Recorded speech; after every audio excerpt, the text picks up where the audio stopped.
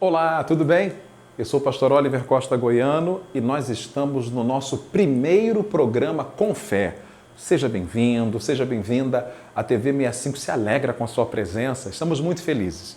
E nós temos esse propósito de toda semana, toda quinta-feira, discutirmos um assunto político e religioso, um assunto político numa perspectiva religiosa. É o momento de você compartilhar essa live, convidar as pessoas, convidar o seu padre, o seu pastor, o seu pai de santo, o seu líder religioso, um amigo, o ateu, o agnóstico, todos são muito bem-vindos.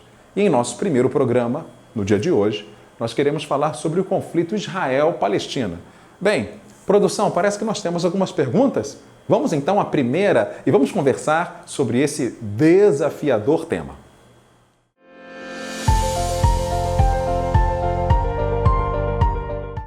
Muito bom. Vejam, esse conflito tem raízes muito antigas, milenares. Eu posso dizer a vocês que é uma briga, em primeiro momento, em primeiro lugar, de família. Todos nós conhecemos o patriarca Abraão. Aliás, Abraão é respeitado por católicos, evangélicos e muçulmanos. Patriarca, eu posso dizer a vocês, dessas três tradições religiosas. E Abraão tem em sua história, como nós vemos na Bíblia, uma esposa, Sara, que era idosa, não podia ter filhos, e a Bíblia diz que Deus lhe faz uma promessa de que ela, em sua velhice, teria um filho. Mas Abraão e Sara, mesmo se passando alguns anos, a promessa não acontecia, e Sara tomou então uma decisão de pegar uma escrava sua, o que hoje nós chamaríamos de barriga de aluguel, para que Abraão, seu marido, se deitasse com a escrava e que o filho que nascesse dessa escrava seria filho da patroa. E assim aconteceu. A escrava se chamava Agar, era uma escrava egípcia, engravidou, e Abraão teve o seu primeiro filho, Ismael. Ismael é o ancestral dos árabes. Olha que coisa interessante. Mas a promessa que Deus fez a Abraão se cumpriu. E quando Ismael tinha 13 anos de idade, quem engravida? A patroa Sara, mesmo idosa. Sara engravida. E qual é a questão? A questão entre Palestina e Israel começa aí. Quem é o filho mais importante ou qual o filho com mais direitos? É o filho primogênito, no caso Ismael, o árabe?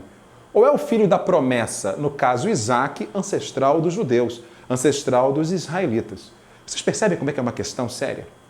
E aí a gente acompanha a história de Israel, a gente vê que tem o período em que Israel vai para o Egito, sai do Egito com Moisés, volta para a Palestina e ali entra no período dos juízes e surge depois a monarquia com Saul, Davi, Salomão e tantos outros reis. Bem, na época de Jesus, quem dominava o mundo era o Império Romano. E naquele momento, no ano 70 da era cristã, o general romano Tito Vespasiano entra em Jerusalém, destrói o templo de Jerusalém e surge então a diáspora judaica. Os judeus são espalhados por todo o mundo. E esse espalhamento dos judeus nós vemos tanto na história antiga como na Idade Média. No século XVI, em Portugal, viviam judeus e muçulmanos muito bem, até que as guerras de reconquista, ou seja, tirando os árabes da Península Ibérica, fizessem com que os árabes voltassem para o norte da África, os muçulmanos voltassem para o norte da África. Bem, com isso nós sabemos que no século XIX surge em Israel o movimento sionista, que era um clamor para que o povo judeu espalhado pelo mundo voltasse para a sua terra. E quando surge a Segunda Guerra Mundial, o terrível nazismo, o holocausto em que os judeus morreram aos milhões em câmaras de gás, em campos de concentração, ao fim da Segunda Guerra Mundial, a Organização das Nações Unidas surge e, dentre uma das suas missões, é estabelecer o Estado de Israel. Mas quando esses judeus voltam para Israel agora oficialmente, nesses 2000 anos em que eles estavam longe, tinham pessoas na terra deles, eram árabes. Se hoje na lei brasileira tem o uso capião, se você é dono da sua terra, mas você se afasta dela e durante anos outra pessoa a assume, há até um direito legal de que essa pessoa tenha a terra. Você percebe como é que é um conflito muito sério e de difícil solução. Por quê? Porque esses árabes que ali estavam foram para a faixa de Gaza, Cisjordânia, houve guerra, você já ouviu falar da Guerra dos seis dias, e essas guerras fizeram com que Israel ampliasse ainda o seu território. Ou seja, Israel foi colocada de volta na Palestina, os árabes foram para duas regiões principais, faixa de Gaza e Cisjordânia, e o que temos hoje é um conflito. E vimos que esse conflito começou quando houve uma tentativa de que famílias que eram famílias árabes saíssem de uma terra que os judeus queriam ter de novo. E nós vimos ataques terroristas, bombas, nós vimos foguetes, vimos resposta de Israel, morte dos dois lados, é o que nós vimos e que podemos falar, sem entrar em detalhes, sobre o surgimento desse conflito. Vamos agora para a próxima pergunta?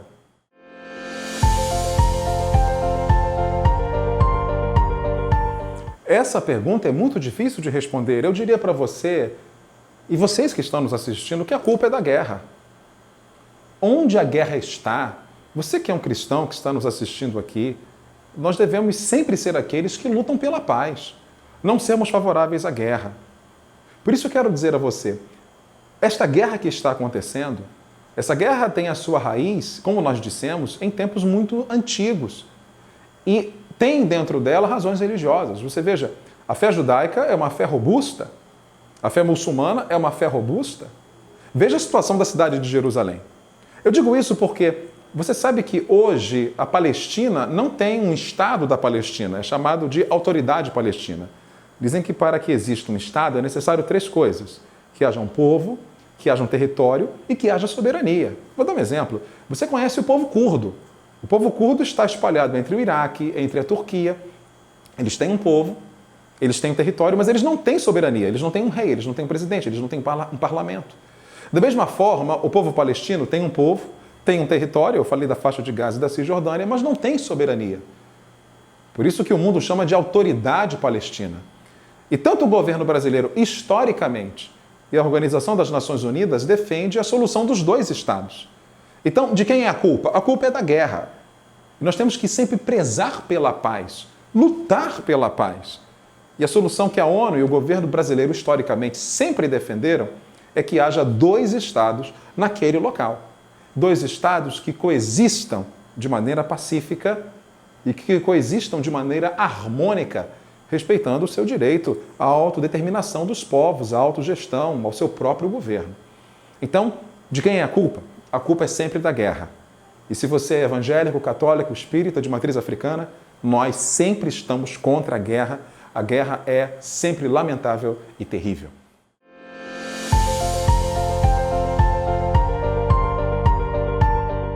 Bem, ao falar sobre evangélicos, eu tenho que pelo menos conversar com vocês, grosso modo, em relação a 3 visões escatológicas. O que é escatologia? É o estudo do fim. Evangélicos e católicos acreditam que Jesus vai voltar. Então, o estudo da escatologia diz como vai ser esta vinda. E entre o povo evangélico há pelo menos 3 visões que são visões mais famosas. A visão do pós-milenismo, a visão do pré-milenismo e a visão amilenista.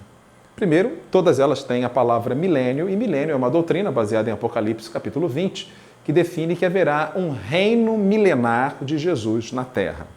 Os pós-milenistas, que foram muito fortes no século XIX, defendiam que haveria um período na Terra de muito avanço científico, de paz, de avanço da pregação do Evangelho, e depois viria a volta de Jesus. Mas, quando nós entramos no século XX, a Primeira e Segunda Guerra Mundial acabaram com esse otimismo. Por isso existe hoje no mundo poucos pós-milenistas. A visão do pré-milenismo defende que Jesus vai reinar na Terra, literalmente, durante 1000 anos. E que vai reinar de Israel.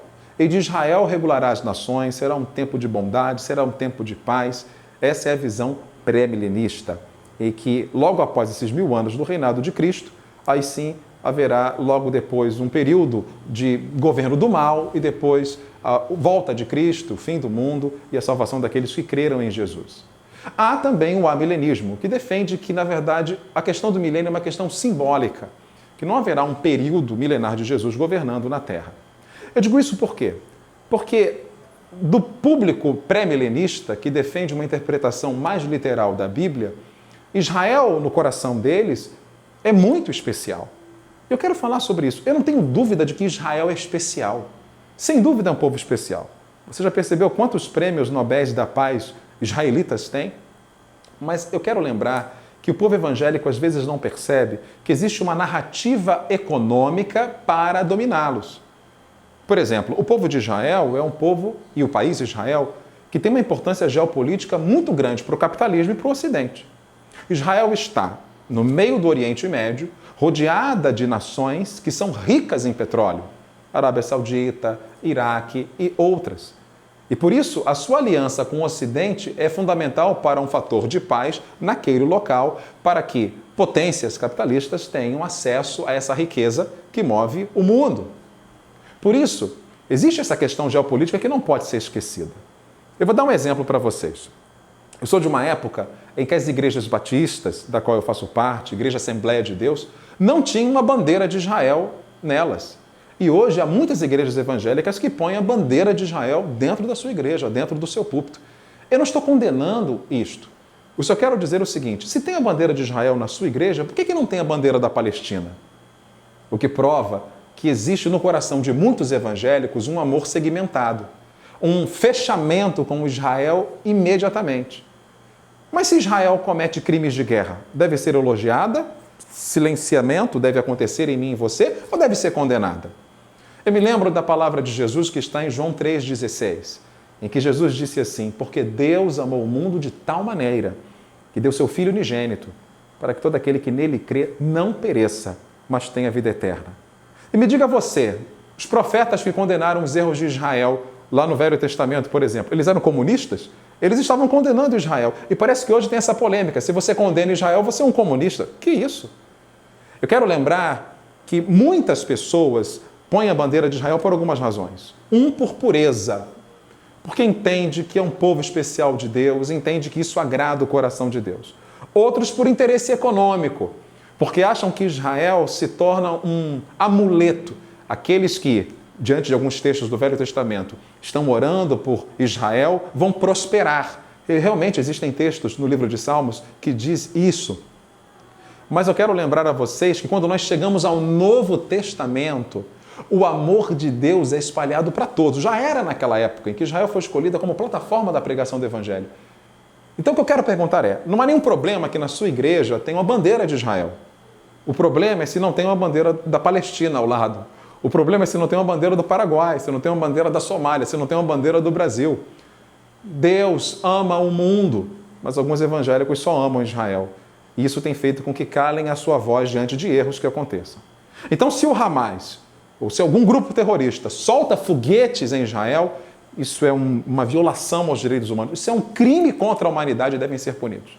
Se a resposta de Israel é desproporcional, em que matam pessoas, em que destroem prédios, isso é um crime contra a humanidade, é uma violação de direitos humanos e deve ser condenado. Aliás, o apóstolo Paulo, em Romanos 10, verso 1, vai dizer: irmãos, o bom desejo e a oração do meu coração a Deus por Israel é pela sua salvação. Um evangélico ora para que Israel reconheça Cristo como Salvador. Eu estou terminando esse nosso programa e quero dizer, a minha visão, eu sou pré-milenista. Eu acredito que Jesus voltará e reinará de Israel. Mas esse Israel é um Israel espiritual que não existe ainda. Quando colocamos uma bandeira de Israel em nossas igrejas, estamos colocando um Israel político, até porque a bandeira de Israel não está na Bíblia. E ao colocar um Israel político, nós nos calamos diante dos erros que Israel ou que qualquer líder político pode cometer. Lembre-se, Deus ama a todos. Ame Israel, ame o Brasil, ame a Palestina, lute pela paz. É triste ver evangélicos dizendo: Israel tem que matar palestinos. Nós devemos amar todos os povos e condenar a guerra, onde quer que ela esteja. Israel é especial? Sem dúvida é. Eu termino lembrando que muitas pessoas que hoje colocam a bandeira de Israel não fariam isso na Segunda Guerra Mundial. Porque na Segunda Guerra Mundial, o mesmo Israel que é especial sofreu perseguição, câmeras de gás, nazismo. Os judeus sofreram tanto na história que o substantivo virou verbo. Judiar. Eu judio, tu judias, ele judia. Então, judiar é tratar alguém tão mal como um judeu foi tratado na história da humanidade. Judeus progressistas que estão me ouvindo, eu tenho certeza que vocês estão sempre a favor dos direitos humanos. Evangélico, católico que está me ouvindo, nunca aceite a morte, nunca aceite a política da guerra. A guerra é desumana, a guerra é anticristã, a guerra não é a vontade de Deus, para você que crê em Deus. E se você não crê em Deus, a luta pela paz é um direito humano de terceira geração. Está previsto na Constituição. E a Constituição defende que todos os conflitos no Brasil sejam sempre resolvidos de maneira pacífica. Que Deus te abençoe, possa te ajudar. Se você não crê em Deus, que a paz esteja em seu coração, que você lute por ela. nós estamos encerrando o nosso programa. Eu quero agradecer a sua audiência. A TV 65 quer agradecer a sua audiência. Eu quero dizer a você que toda quinta-feira nós estaremos aqui nesse canal te esperando. Quinta-feira que vem temos um baita tema. Nós vamos conversar sobre o que aconteceu no Jacarezinho. Foi uma simples operação policial? Foi uma chacina? Sim ou não? O que você pensa como um religioso, religiosa ou alguém sem religião? Você é meu convidado quinta-feira que vem para que reflitamos sobre política e fé, sempre numa perspectiva religiosa. Boa noite. Obrigado pela audiência.